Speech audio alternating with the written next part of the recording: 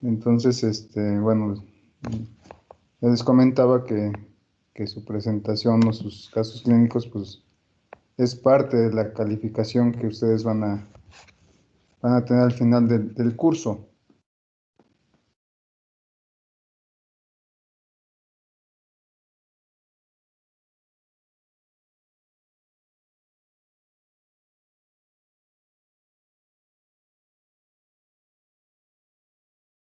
Doctor,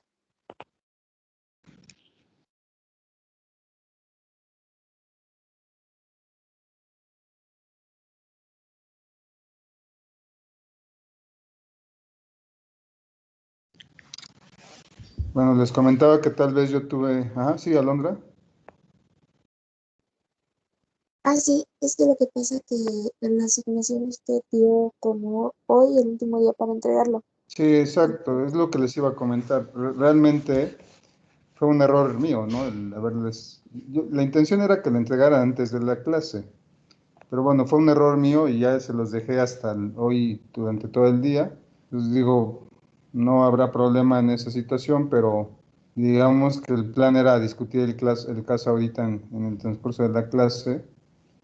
No tendrá ninguna situación en cuanto a sus calificaciones, pero pues digamos que a lo mejor sí entiendo que fue un error mío, pero también pienso que la clase iniciamos a las 7 y bueno, entender esa parte, ¿no? Yo asumo esa parte de mi error. Efectivamente, la asignación la dejé hasta las 12 de la noche del día de hoy.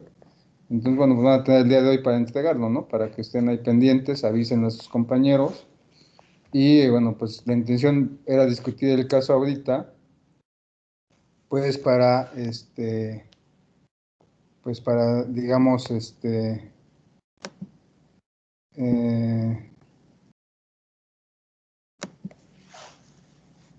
pues platicarlo. Entonces, miren, para no meternos en rollos, lo revisamos el día viernes, ¿no? Y continuamos con la clase, ¿sale? Entonces, como para que ustedes todavía sigan haciendo esa escoleta, este, y no haya mayor problema, ¿de acuerdo? Deme 2 segundos.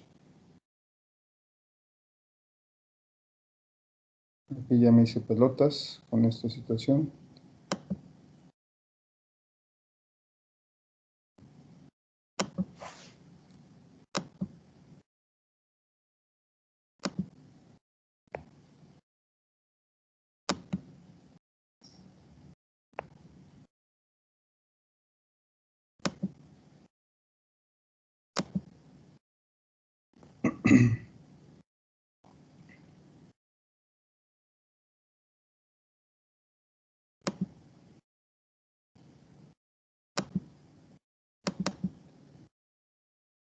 Entonces tienen hasta el día de hoy para entregar el caso, ¿de acuerdo?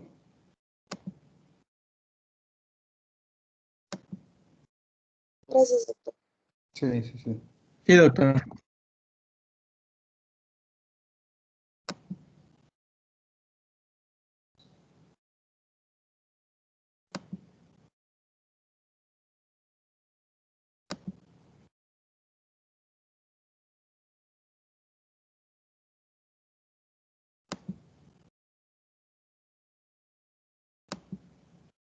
Bueno, ahí se ve la presentación ya también.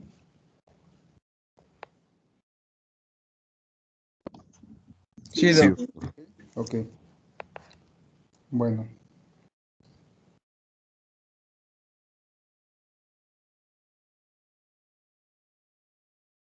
Bueno, yo les decía entonces que cuando hablemos de anovulación debemos de pensar en tres, o igual en diferentes compartimentos, ¿no? Pero siempre que veamos que una paciente o sospechemos de anovulación, pues pensar en el sistema nervioso central, ¿no?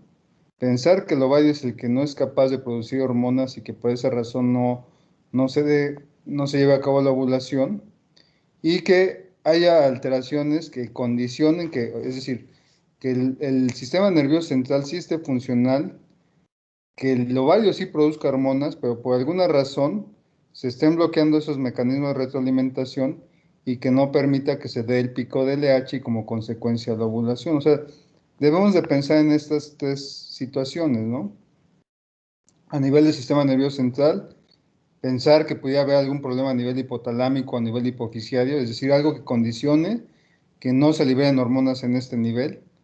A nivel de ovario, pensar que el ovario no responde, o sea, sí hay hormonas a nivel del sistema nervioso central que sí estimulan al ovario, pero que el que no responde es el ovario, ¿sale? O bien que el ovario sí responda, que sí se produzcan estrógenos, pero no en cantidades suficientes para que se lleve a cabo el pico de LH y como consecuencia la ovulación. Entonces, realmente en esto se basa esas tres alteraciones que condicionan a la ovulación. Pues tanto alteraciones a nivel del sistema nervioso central como a nivel ovárico, ¿qué va a ser la consecuencia final? Pues que va a haber pocos estrógenos, ya sea por falta de hormona liberadora de gonadotropinas o falta de FSH-LH, no va a alcanzar a estimular al ovario y como consecuencia pues no va a haber estrógenos y secundario a esto pues puede haber amenorrea o bien anovulación, ¿sale? Y desde luego, si el ovario no produce estrógenos, pues la manifestación clínica es hipoestrogenismo. Entonces, la manifestación clínica de alteraciones a nivel del sistema nervioso central y ovario puede ser datos de amenorrea, ¿no? No hay producción de estrógenos y no se produce la ovulación y no hay sangrado, ¿de acuerdo? Pero también puede haber que el ovario sí esté produciendo estrógenos, es decir, sí responda a la acción del FSH y LH, pero que no alcance niveles adecuados para que se dé el pico o efecto gatillo que condicione que se produzca la ovulación y como consecuencia la producción de progesterona. La manifestación clínica va a ser diferente, ¿eh? Porque acá sí se produce estrógeno, sí se está produciendo estrógeno, está produciendo estrógeno. Sin embargo, no alcanzan los niveles adecuados para que se alcance la producción de progesterona y no hay deprivación por parte de progesterona, no hay quien se oponga a la acción de los estrógenos. Ya les mencionaba que aquí la manifestación clínica va a ser diferente a estas dos, porque acá incluso puede caer en amenorrea, pero cuando hay sangrado puede ser muy abundante, porque si hay estrógenos, sí lo están estimulando el endometrio de forma constante, no con niveles tan adecuados para que se lleve a cabo el pico de LH y como consecuencia, pues cuando llega un sangrado puede ser muy abundante, con coágulos, dolor e incluso pacientes llegan a descompensarse, ¿de acuerdo?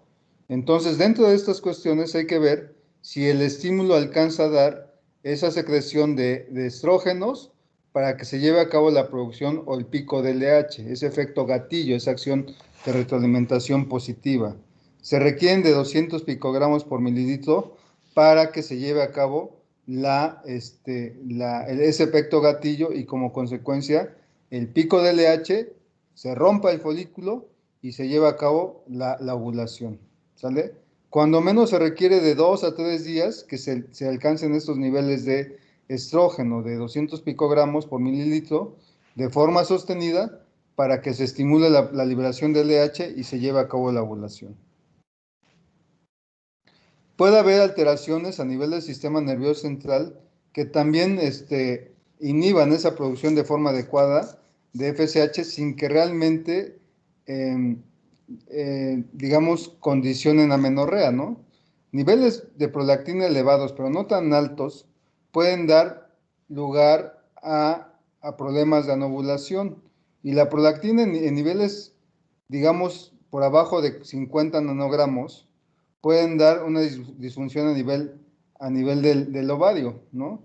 Puede condicionar que la liberación de GnRH sí se lleve a cabo, pero no de forma adecuada, o sea, no con los niveles de pulsatilidad y frecuencia, de amplitud y frecuencia que se requieren para que se lleve a cabo la ovulación, ¿sale?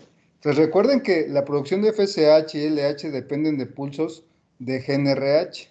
Y si estos se llevan de forma inadecuada, sí se puede producir FSH, LH, alcanzar niveles para estimular a la adenopófisis, pero que no produzcan niveles tan altos de hormonas FSH, LH que permita que se lleve a cabo la ovulación o que estimulen de forma adecuada a las células de la teca y a las células de la granulosa, y esto como consecuencia puede dar problemas de anovulación crónica.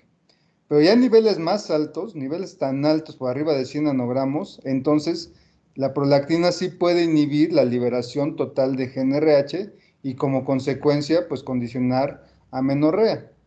Siempre que veamos prolactinas elevadas y siempre que abordemos a la paciente con anovulación, estamos obligados a buscar problemas tiroideos y específicamente hipotiroidismo.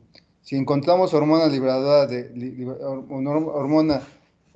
liberadora de tirotropinas altas, acuérdense que la TSH estimula la liberación de prolactina.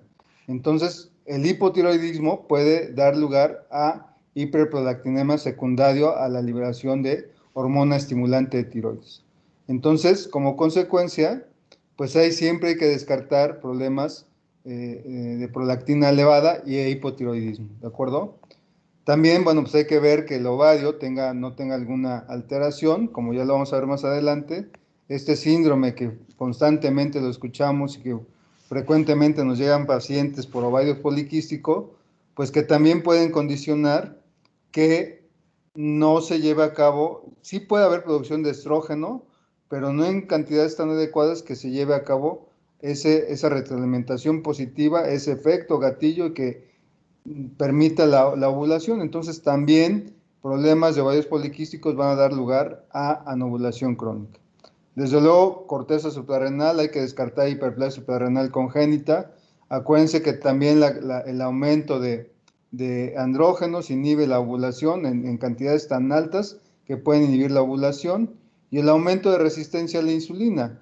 Acuérdense que hay ese factor de crecimiento similar a la insulina, esos receptores a nivel ovárico, que el aumento de la insulina puede estimular al ovario y condicionar anovulación. Entonces, prolactina puede alterar la tiroidogénesis, sí, ¿sale? Ya que en niveles no, o sea, elevados, por fuera de rangos normales, pero por abajo de 50 nanogramos, pueden alterar la liberación pulsátil de GnRH y como consecuencia la producción normal de FSH a nivel hipofisiario, y esto dar lugar a que se presente anovulación. Ya les decía que la hormona liberadora de tirotropinas es un factor estimulante para la liberación de prolactina. Entonces, si hay hipotiroidismo, a nivel del sistema nervioso central se va a liberar hormona liberadora de tirotropinas y al elevarse pues puede estimular la producción de prolactina. ¿De acuerdo? Es el mecanismo por el cual problemas tiroideos pueden condicionar anovulación. ¿Sale?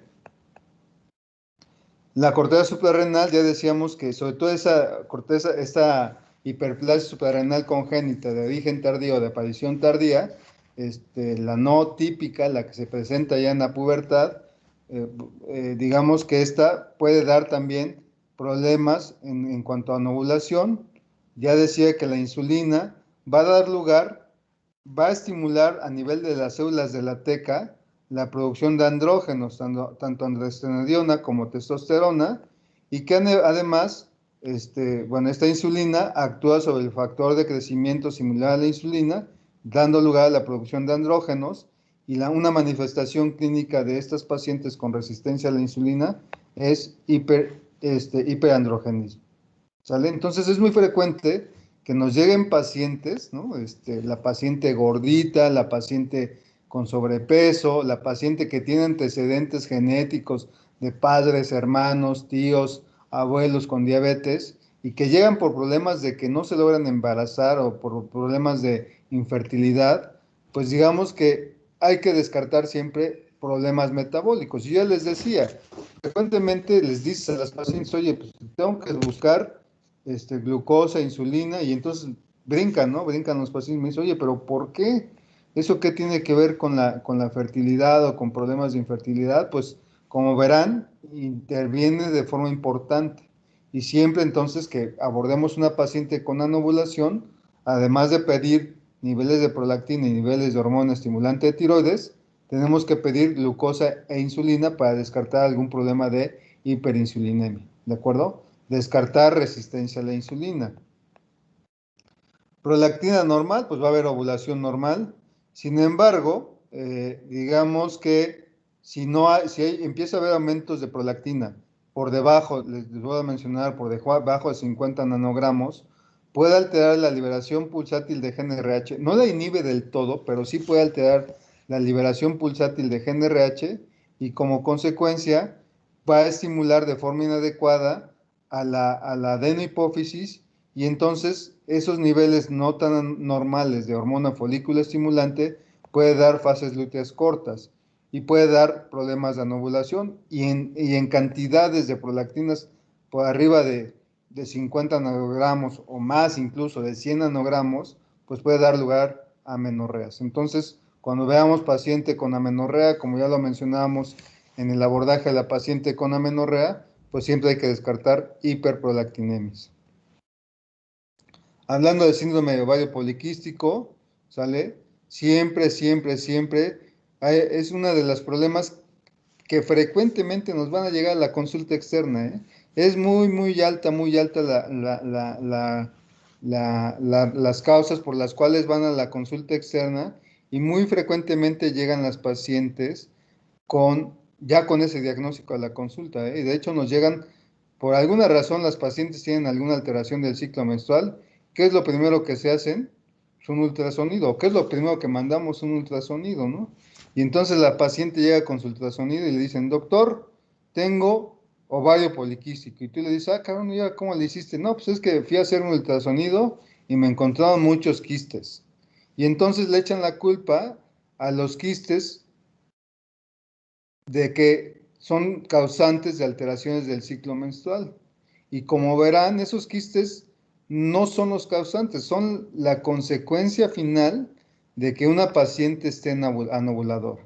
Y de hecho ya el ultrasonido, esas imágenes arrosadiadas, de múltiples quistes a nivel ovárico, por ultrasonido ya no es un criterio diagnóstico para ovario poliquístico, pero a mí sí me puede orientar, si yo veo un ultrasonido con un ovario lleno de quistes, pues que eso me sugiere pues que el ovario no está rompiendo esos folículos y que se están quedando y se están haciendo esos múltiples ovarios que sugieren que están en ovulación, digo, y asociado a problemas de irregularidades del ciclo menstrual o problemas de infertilidad, bueno, pues ya también pues nos hace pensar eso. Pero no cometamos el mismo error que frecuentemente se piensa, que es el pensar que los quistes son los causantes de las alteraciones del ciclo menstrual. Los quistes son la consecuencia final de esos problemas de anovulación, ¿sale? Entonces no le echemos la culpa a los quistes. Los quistes hay que buscar por qué se están dando, por qué se están formando. Es una causa en la población americana de 10%, se presenta en una incidencia del 10% de esta enfermedad. Ya desde hace muchos años, estos autores, Sten y Leventhal, pues empezaron a observar, ¿no?, que las pacientes presentaban datos de masculinización asociados a problemas de alteraciones del ciclo menstrual y ovarios con múltiples quistes. De hecho, estos se consideraban como criterios para el síndrome de ovario poliquístico. Ya a partir de estos años de 1980, se fue asociando a problemas de hiperinsulinemia o bien con alteraciones en cuanto a la tolerancia a la glucosa, ¿de acuerdo? Pues vean, el ovario poliquístico y la razón por la que llegan a la consulta frecuentemente, les vuelvo a repetir, es por alteraciones del ciclo menstrual y muy frecuentemente por problemas de infertilidad, ¿no? No se embarazan, no se embarazan, no se embarazan.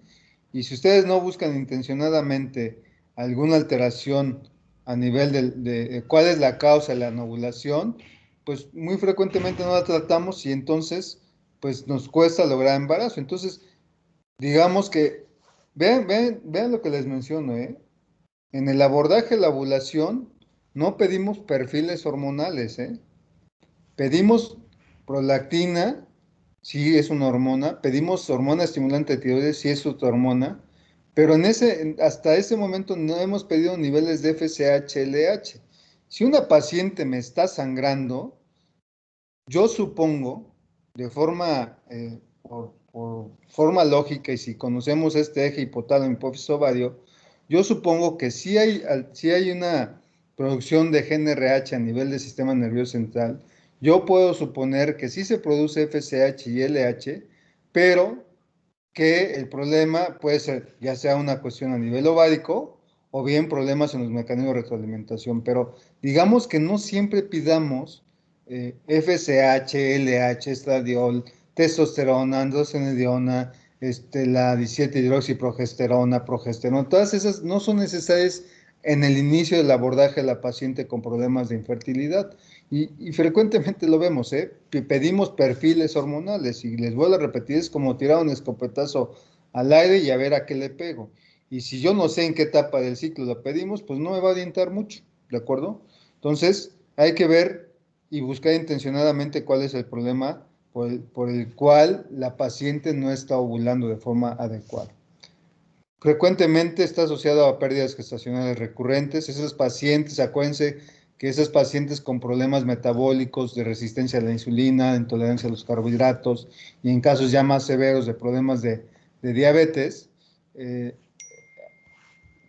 en problemas de diabetes, pues digamos que también se asocia a pérdidas gestacionales, porque además sabemos que esos problemas metabólicos si llegan a lograr embarazo, pueden tener afectación a nivel del embrión. Acuérdense que las primeras 12 semanas este embrión es en la etapa en la cual se está formando y que es muy vulnerable a toda esta acción en exceso de glucosa o alteraciones metabólicas que sí pueden condicionar problemas en el producto que condicionen pérdidas gestacionales recurrentes. Entonces, siempre que también veamos abortos de forma recurrente, pues hay que, digamos, buscar de forma intencionada algún problema metabólico. Pues desde luego esto les genera depresión, ansiedad y como ya veíamos también, estos problemas de estrés, depresión, ansiedad, pues también contribuyen a que a nivel del sistema nervioso central, pues inhiba de forma pulsátil la liberación de GNRH.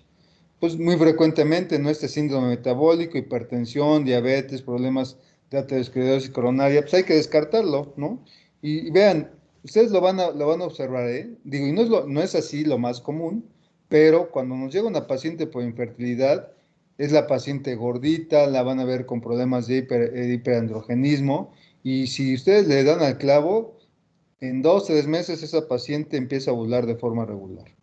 ¿Sale? Acuérdense que, bueno, pues también puede haber dislipidemias, colesterol elevado, todo esto está asociado a este síndrome metabólico. Y muy frecuentemente estas pacientes, como producen andrógenos en exceso, los andrógenos son la fuente principal en la producción de estrógenos por aromatización. Y esos estrógenos, como no hay ovulación, no hay contraposición por parte de la progesterona. Si no se da la ovulación, no se da el pico de LH, no se da la ruptura del folículo, no se da la ovulación y no se produce progesterona. Y al no producirse progesterona, pues no se va a contraponer al efecto de los estrógenos y entonces ese endometrio se está estimula y estimula y estimula y estimula al momento que si no hay contraposición por estrógenos, pues entonces eso puede dar lugar a patología endometrial, ¿no? Desde hiperplasias simples, hiperplasias complejas y en casos más severos hasta carcinoma de endometrio. Entonces es una causa, la paciente diabética, la paciente gordita, la paciente anovulatoria crónica, es una paciente de riesgo para, cáncer de endometrio. ¿Vale? ¿Hasta aquí alguna duda?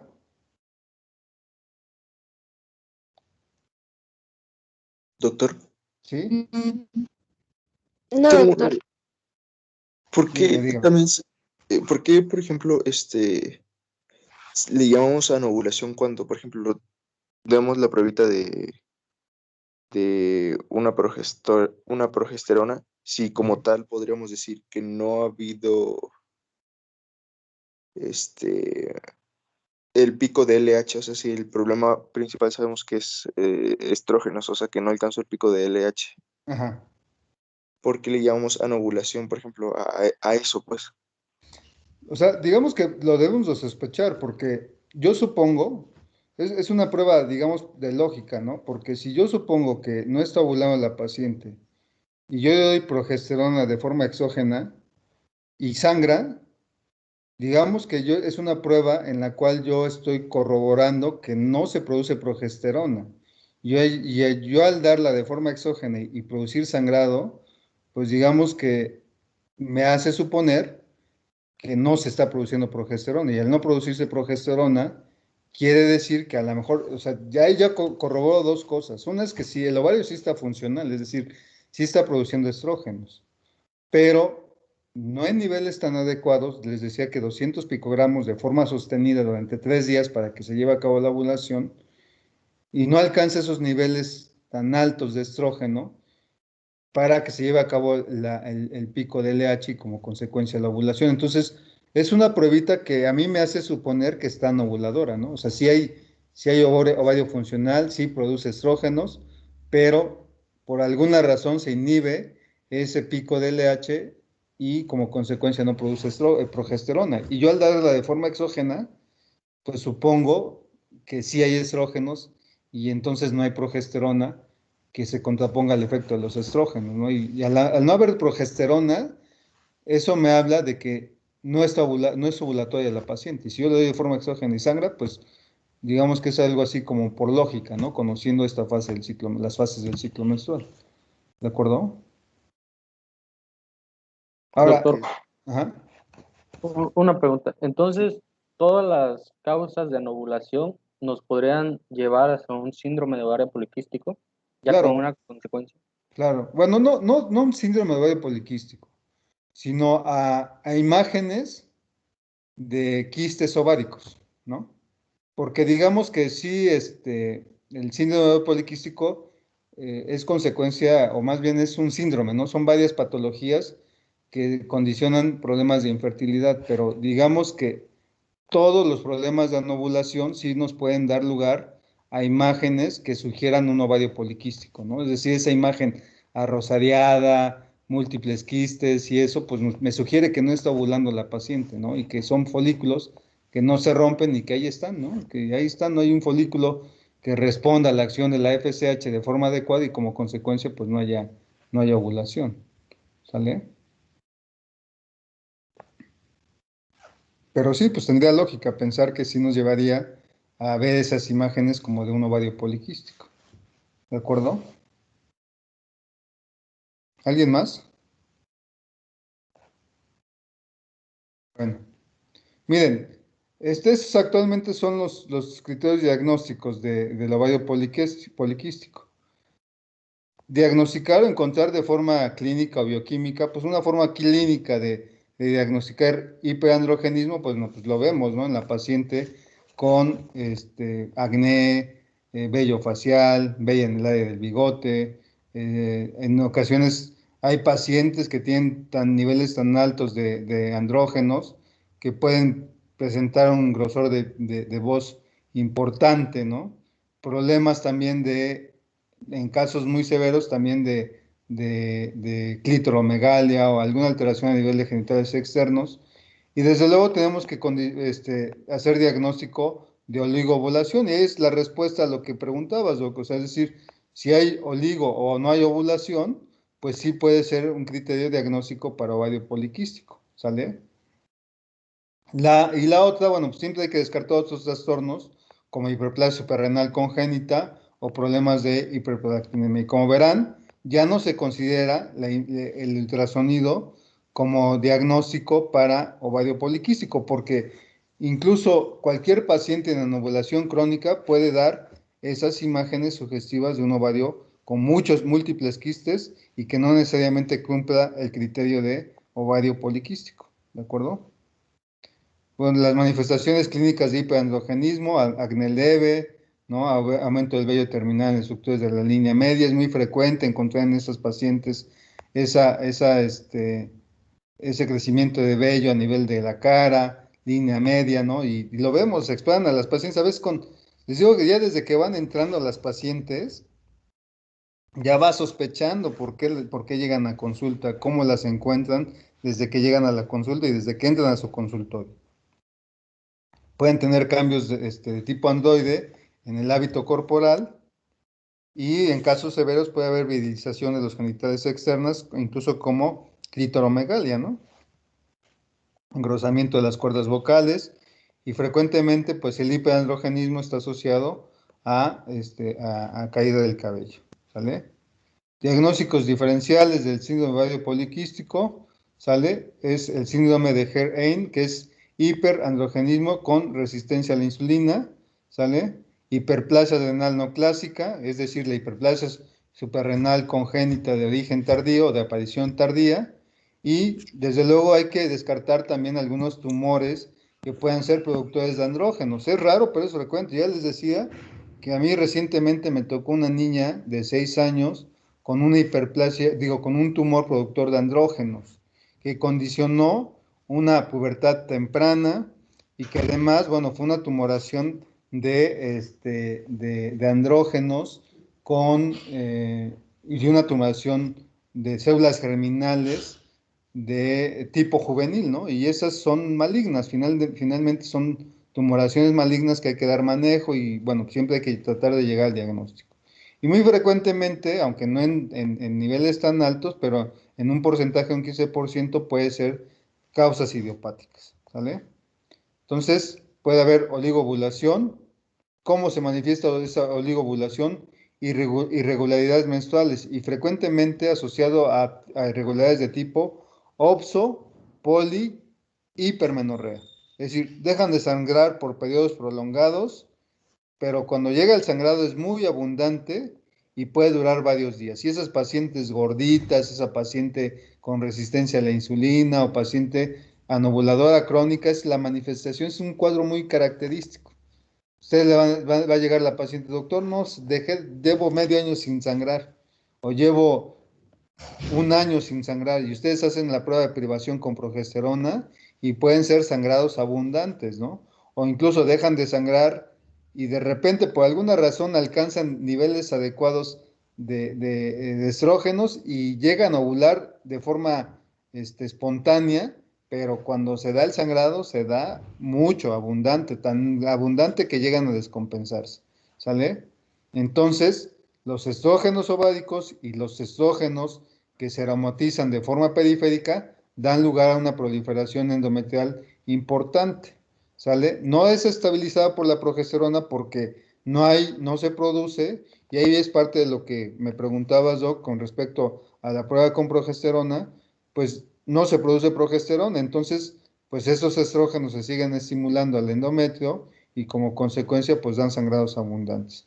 Un sangrado Doctor, impredecible, cuantioso y muy prolongado, ¿sale? No hay ciclos regulares en estas pacientes, ¿sale? pero no hay ovulación, ¿verdad? O sea, en No dado hay caso, ovulación. Fíjense, acá yo les menciono un término que se llama oligoovulación. O sea, quiere decir que ocasionalmente pueden ovular, ¿eh? Y yo les doy o sea, la muestra clara es que la paciente obesa frecuentemente se embaraza, ¿no? Pero también están muy asociados a problemas de que les cuesta lograr embarazo. Entonces, ¿qué quiere decir? Que si hay embarazo, cuando se embaraza esta paciente, pues que de repente puede ovular, ¿no?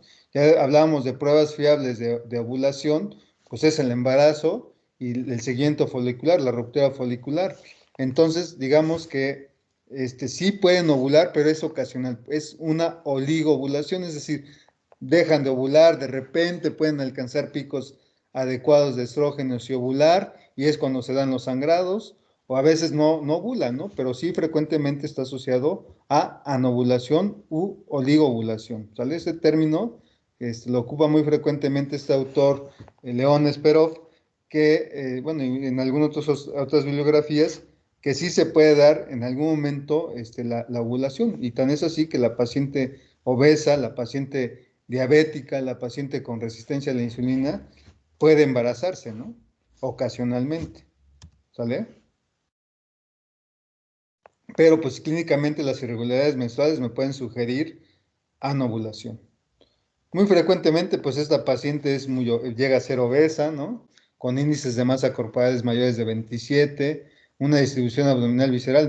Esta imagen, aunque no lo crean, lo vemos frecuentemente. Desafortunadamente, nuestra población la población mexicana, y ya lo hemos visto y lo escuchamos frecuentemente, somos de los pacientes con mayor índice de obesidad, ¿no? Y además con problemas de diabetes. Entonces, prácticamente en toda nuestra población debemos sospechar alguna alteración metabólica, descartar alteraciones como resistencia a la insulina, intolerancia a los carbohidratos o en casos más importantes, diabetes mellitus, ¿sale? Entonces es importante que pues veamos las condiciones y las características clínicas de cada paciente. Ahora, no todas las pacientes obesas tienen este tipo de problema, ¿eh? También las pacientes con índices de masas corporales normales pueden tener problemas de resistencia a la insulina o poliquísticos, estas cuestiones, porque también caen en ovulación, ¿no? Entonces, el libro nos dice una cosa, pero frecuentemente nos encontramos pacientes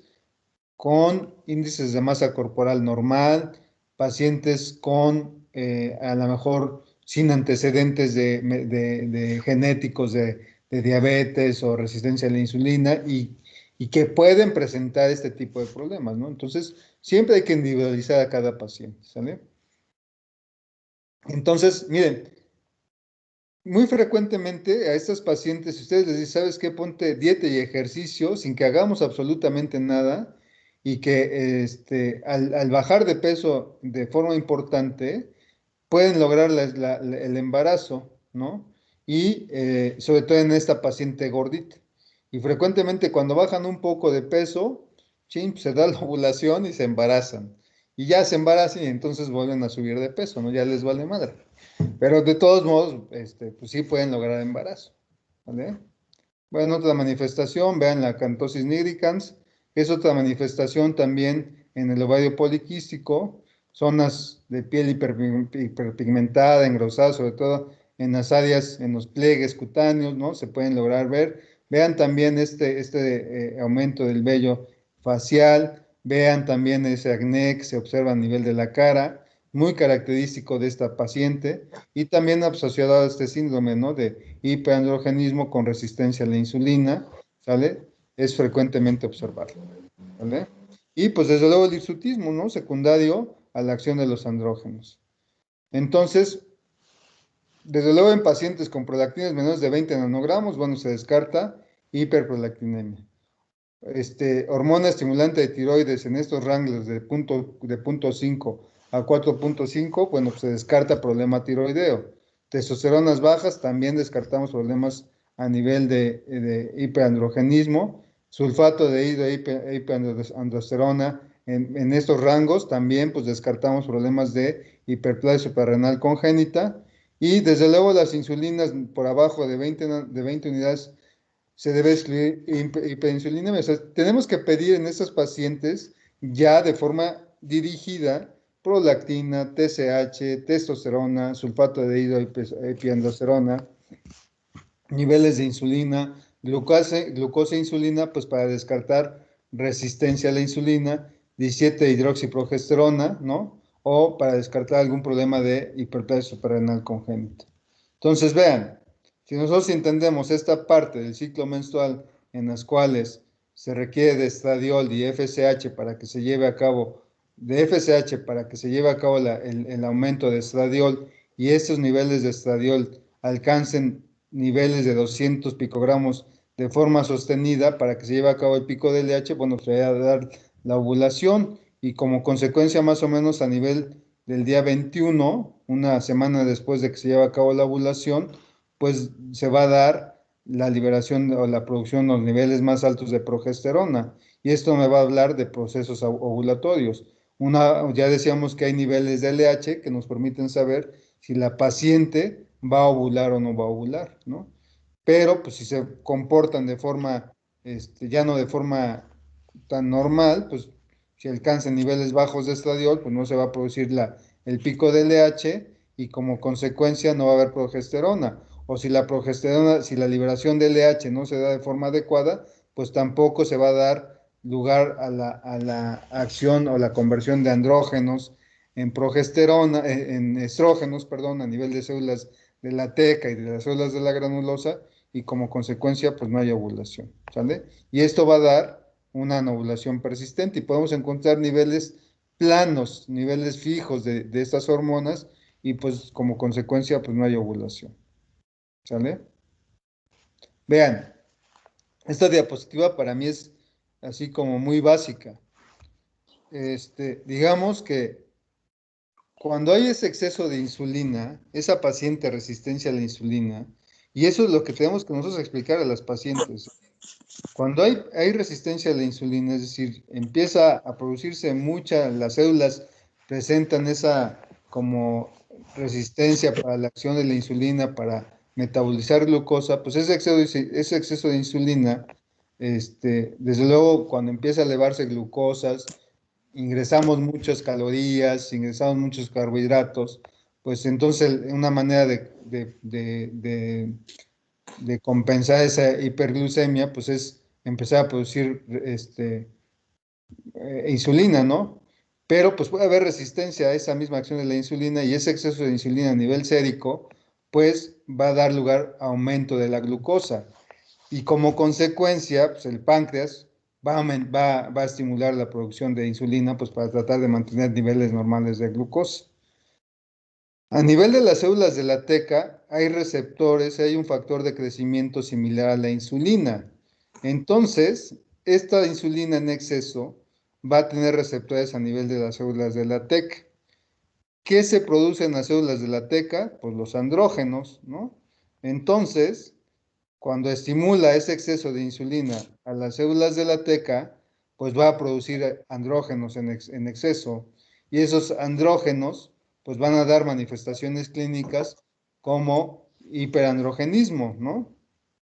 Pero también este aumento de andrógenos a nivel de las células de la teca, a nivel hepático, van a disminuir a la proteína transportadora de hormonas sexuales, ¿sale?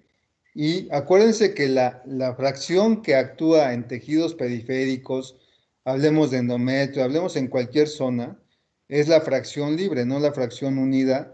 Y entonces si disminuye esta proteína transportadora de hormonas sexuales, pues va a haber más andrógenos libres circulando y este aumento de andrógenos libres pues, va a aumentar también la resistencia a la insulina y es un círculo que nosotros tenemos que romper.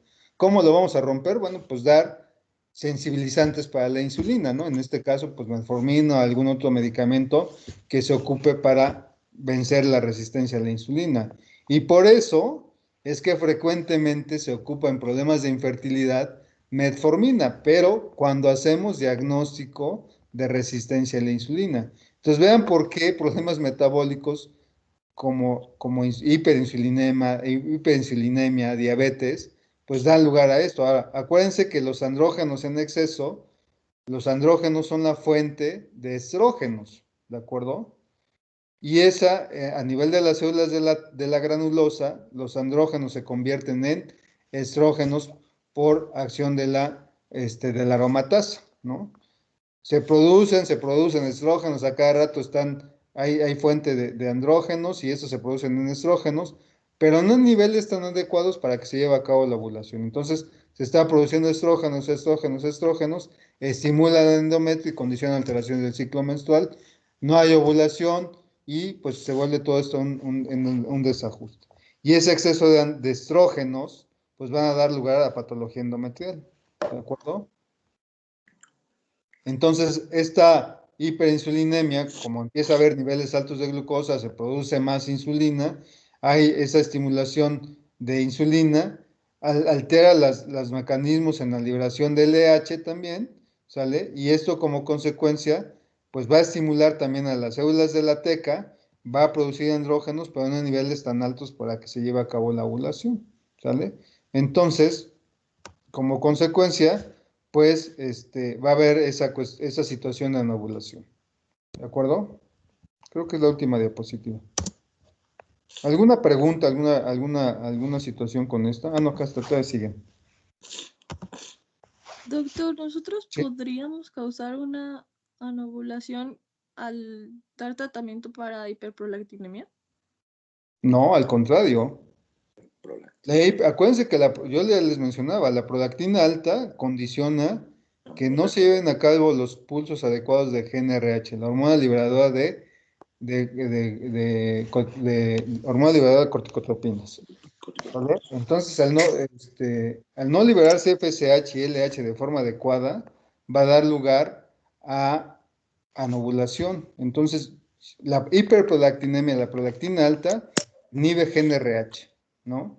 Entonces, al inhibir la hormona liberada de gonadotropinas, pues no se va a liberar FSH y LH de forma adecuada. Entonces, si yo trato prolactina, bajamos niveles de prolactina, generalmente la liberación pulsátil de GnRH se empieza a dar de forma adecuada y como consecuencia podemos inducir ovulación, ¿sale? Entonces, al contrario, si yo doy tratamiento para hiperprolactinemia, mejoramos las condiciones y podemos dar lugar a la ovulación, ¿no? Ah, ok, entonces, sí. Gracias. ¿Alguien Doctor, más? una pregunta. ¿Sí? Sobre la acantosis Ajá. nigricans, ¿siempre la debemos asociar a síndrome de ovario poliquístico o podría haber alguna otra alteración? Sí, hay que buscarla, ¿eh? Siempre hay que asociarla, pero digamos que pues antes que otra cosa, cuando nosotros vamos a catosis nigricans, pues sí tenemos que buscar problemas metabólicos necesariamente, a fuerza, a fuerza. Diabetes, y resistencia a la insulina, intolerancia a los carbohidratos, ¿no? Porque les voy a repetir, muchos pacientes, aunque tengan resistencia a la insulina, aunque tengan problemas metabólicos, no siempre están en anovulación o hacen oligovulación. Entonces no siempre puede haber ese ovario poliquístico, esa anovulación.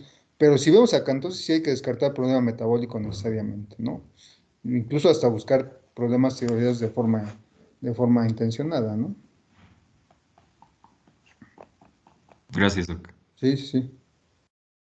Bueno, ¿alguien más? ¿Alguna otra pregunta? Sí, doctor, entonces el tratamiento para un SOP, entonces podríamos decir que solamente son estrógenos, porque al estimular estrógenos, pues se genera el pico No, de LH y ya. no necesariamente, no. Acuérdense que lo que yo tengo que ver es cuál es la causa por la cual no se da ese pico de LH. Digo, ajá, el pico de LH. Nosotros supondríamos, bueno, pues sí, tienes razón y es lógico pensarlo, ¿eh? Si me faltan niveles adecuados de estrógenos para que se lleve a cabo la ovulación, pues a lo mejor lo ideal es dar más estrógenos, pues para alcanzar los 200 picogramos y dar el pico de LH. Esa es una pregunta interesante, ¿eh? ¿Tú qué darías? O sea, ¿darías estrógenos? Porque no hay un estrógeno, digamos, de forma exógena que nos permita alcanzar niveles de 200 picogramos y que nos permita sostenerlo y además del pico de LH y se lleva a cabo la ovulación. Acuérdense que hay inductores de ovulación, ¿sale? Y por ejemplo, ahí yo no me iría a los estrógenos. ¿Qué es lo que tratarías de dar antes de dar estrógenos? Bueno, no estrógenos, de hecho no es tratamiento el estrógeno, pero ¿qué darías para tratar de estimular al ovario y se lleve el pico, LH. FSH, ¿no? Ajá. Hormona folículo Bueno. estimulante. Esa sí la podemos dar de forma exógena, y de hecho es parte del tratamiento en la paciente con infertilidad. Pero incluso antes de dar FSH, hay otros tratamientos que son inductores de ovulación, como que citrato de clomifeno. ¿Sí han escuchado del citrato de clomifeno o no? Sí, doctor. Sí. Entonces, ¿qué es el citrato de clomifeno? Y ahí nos vamos a quedar. ¿Ustedes saben cómo actúa el citrato de clomifeno? O los inductores de ovulación en general. Ah, sí, pues es que se supone que tiene una similitud estructural con los estrógenos. Ajá, Entonces se une a los receptores a los que tendría que unirse pues los estrógenos y van a ajá. inhibir como ese feedback negativo que tendrían que hacer a nivel del sistema nervioso central, induciendo que haya mayores pulsos de liberación de GnRH y por tanto pues mayor liberación de Exactamente. FSH y LH. Realmente tiene una estructura, efectivamente, tiene una estructura muy similar al estrógeno, pero su función principal es como un antiestrógeno. O sea, bloquea receptores de estrógeno y entonces, ¿qué es lo que sucede? Efectivamente, a nivel del sistema nervioso central, hace ver que hay niveles bajos de estrógeno y entonces, ¿qué hace el sistema nervioso central? Pues empieza a liberar más GnRH, estimula la liberación de FSH y LH y como consecuencia pues va a estimular mayores receptores a nivel de la célula granulosa para FSH y como consecuencia va a producir más estrógenos, ¿sale? Y esos estrógenos podemos alcanzar niveles adecuados para que se dé ese pico de H, se dé esos 200 picogramos. Entonces, tiene que ver con esta pregunta que hacías, Doc. ¿Sí más o menos queda clara esa parte? Ok, sí, ya entendí. ¿Sí? Entonces, podríamos decir que en sí ninguna, o sea, la progesterona de ninguna manera nos ayudaría con ninguna anovulación que tendríamos. Sí nos ayudaría a controlar las irregularidades menstruales, porque Pero no a acuérdense que que como no ovulara. se produce progesterona, pues nosotros lo que tenemos que hacer primero, pues, una de las razones por las que llegan a la consulta de la paciente anovladora es por alteraciones del ciclo menstrual. Entonces, ¿yo qué puedo hacer? Si sé que esta paciente está produciendo estrógenos, pero no se da la ovulación, lo que sí puedo dar es progesterona en segunda fase del ciclo, pues para hacerla arreglar de forma regular y no en cantidades tan importantes, porque digamos que en esta paciente anovladora crónica se produce estrógeno, que cuando llega el sangrado puede ser muy abundante. Entonces, una de las razones por las que damos progesterona es para evitar esos sangrados excesivos. Y al dar progesterona, pues la hacemos regular. ¿Cómo la damos?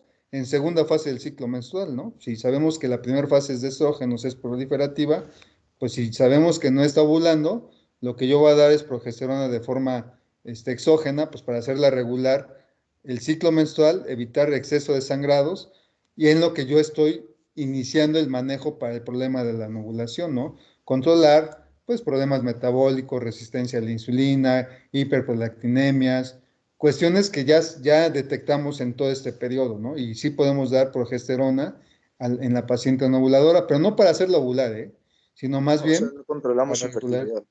Mándeme.